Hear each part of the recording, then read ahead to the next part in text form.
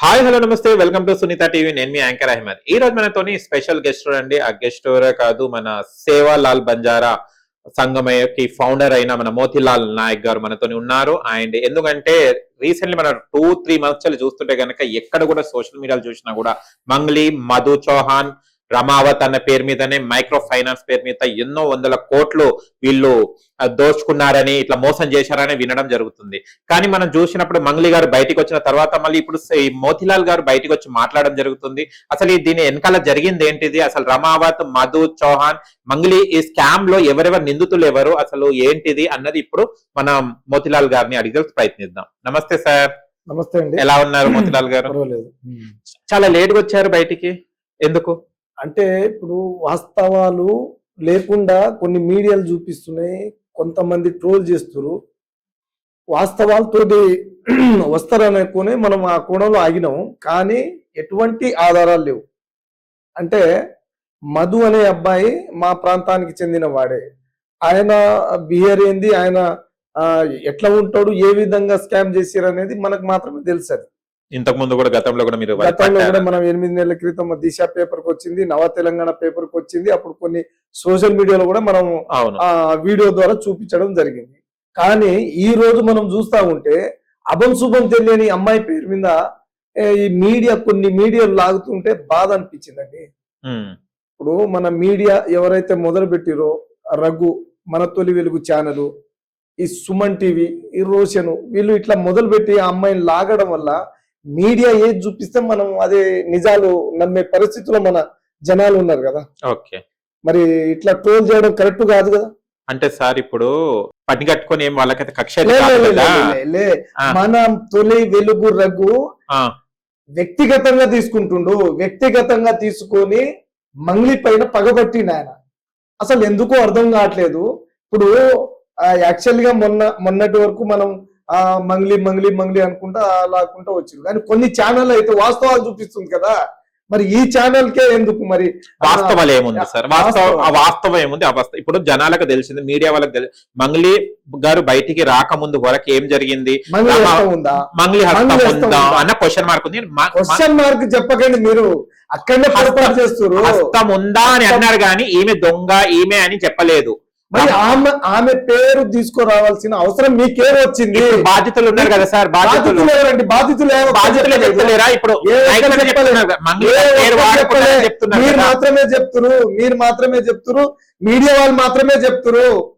ఆ తొలి వెలుగు, మన తొలి వెలుగు మాత్రమే, సుమన్ టీవీ మాత్రమే, వాళ్ళు మాత్రమే చెప్పారు. బాధితులు ఎవరు రాలేదండి. ఎటువంటి ఎవిడెన్స్ లేకుండా వీళ్ళు అనవసరంగా ఆ అమ్మాయిపై బురద జల్లి అనవసరంగా వాళ్ళ కుటుంబ సభ్యుల్ని బయటికి లాగుతురు. ఇప్పుడు ఆ అమ్మాయి పెళ్లి కాలేదు, వాళ్ళ చెల్లెలు కూడా పెళ్లి కాలేదు. మరి అటువంటి తరుణంలో వీళ్ళని బయటికి గుంజి వీళ్ళ కుటుంబానికి శోభ పెడుతురు. ఎవరు? ఈ రఘు. ఆయనకి ఏం అవసరం పట్టింది? ఆయన పగ పట్టిండు. ఎందుకంటే చెప్పండి, కొంతమందితో కుమ్మకై సినీ ఇండస్ట్రియల్ ఫిలిం ఛాంబర్ లో ఉన్న వ్యక్తులు, కొంతమంది సింగర్లు, ఆ సింగర్ల సపోర్ట్ తోని ఈయన మంగ్లీని వ్యక్తిగతంగా తీసుకొని పగబట్టి మరి ఈ విధంగా బయటికి లాగి ఆమెకు ఎటువంటి ఆధారాలు లేకుండా మీడియా ముందుకు తీసుకొచ్చి పరువు తీస్తుండు. సార్ ఇది మనకు వచ్చేసి మంగ్లీ గారు హస్తం ఉంది, మంగ్లీ గారి పేరు వాడుకున్నారని నిందితులు కూడా చెప్పడం జరిగింది. ఏదైతే సుబ్బారావు గారితో బయటికి రావడం జరిగింది, అడ్వకేట్ సుబ్బారావు గారితో బయటికి రావడం జరిగినప్పుడు మంగ్లీ గారి పేరు వాడుకొని మైక్రో ఫైనాన్స్ చేశారు, మాకు కూడా న్యాయం చేయండి అని చెప్పారు. మాకు విన్నది ఎవ్వరు చెప్పలేదండి, ఎవ్వరు చెప్పలేదు. ఎటువంటి ఎవిడెన్స్ లేకుండా ఆ సుబ్బారావు స్టూడియో చుట్టూ తిరుగుతుండు. ఆయన ఒక లాయర్ ఉండి ఎక్కడ పోవాలి, న్యాయం కోసం పోలీస్ స్టేషన్ పోవాలి, లేకుంటే కోర్టులో పోవాలి, కోర్టులో కేసు కొట్లాడాలి. ఒకవేళ ప్రూఫ్ అయితే మంగ్లీని నిర్దోషిగా, మన మంగ్లీని ఆ కోర్టు ద్వారా నిలబెట్టాలి. అంతేగాని ఈ రోజు నువ్వు స్టూడియోల చుట్టూ తిరుగుతున్నావు, ఎటువంటి ఆధారాలు కూడా లేవు. ఆ దొంగని పట్టుకొని పక్కన దొంగ ఎవరు? హేమకాంత్ రెడ్డి దొంగ. ఇప్పుడు సుమన్ టీవీ తర్వాత హేమకాంత్ రెడ్డి దొంగ అని ముందుగా ఎటువంటి ఆధారాలు లేకుండా ఒక వ్యక్తిని ఇట్లా మీరు బయటికి లాగేసి పారేసి ఈ రోజు పరువు మొత్తం పోయిన తర్వాత దొంగతోటి నువ్వు ఇంటర్వ్యూ తీసుకున్నావు, దొంగని సమర్థించినావు. నువ్వు ఈ రోజు మంగ్లీని బయటికి లాగినావు, వాళ్ళ చెల్లెల్ని బయటికి లాగిరు, మీరు వాళ్ళ కుటుంబ సభ్యుల్ని బయటికి లాగిరు. ఇది ఎవరు లాగారు సార్? ఇది ఎవరు వచ్చారు? ఇప్పుడు ఇన్ని రోజులు కేవలం గిరిజన జాతిలో పుట్టినందుకే ఆమె పాపం చేసింది. ఎక్కడ గిరిజన జాతిలో పుట్టడమే ఆమె పాపమా? ఈ రోజు మీరు కుల వివక్షతోటి బయటికి తీస్తారు కొంతమంది మీడియా. ఇది తప్పండి, ఇది తప్పండి, తప్పండి. లేదు లేదు, మంగ్లీ గారిని ప్రతి ఒక్క ఊర్లో చిన్న పిల్లగాడి, నేను కూడా మంగ్లీ గారికి ఫ్యాన్.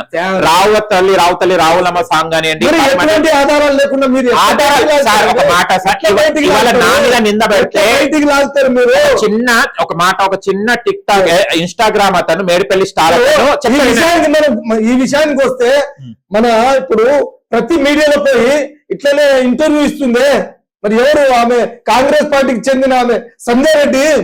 ఉసర్వెల్లి లెక్క ఈ స్టూడియోకి పోతే వేరే విధంగా, వేరే స్టూడియోకి పోతే వేరే విధంగా మాట్లాడుతుంది.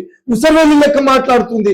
నాతోటి సుమన్ టీవీలో, RTV డెబిట్ లో కూర్చున్నప్పుడు మంగ్లీ మంచిది, పాపం మంగ్లీని బయటికి లాగుతురు, నేను అలా అన్నందుకు నాకు కింద కామెంట్ల మీద నాకు ఆ బూతులు తిడుతురు, నా మీద కామెంట్లు వస్తున్నాయని అన్నది.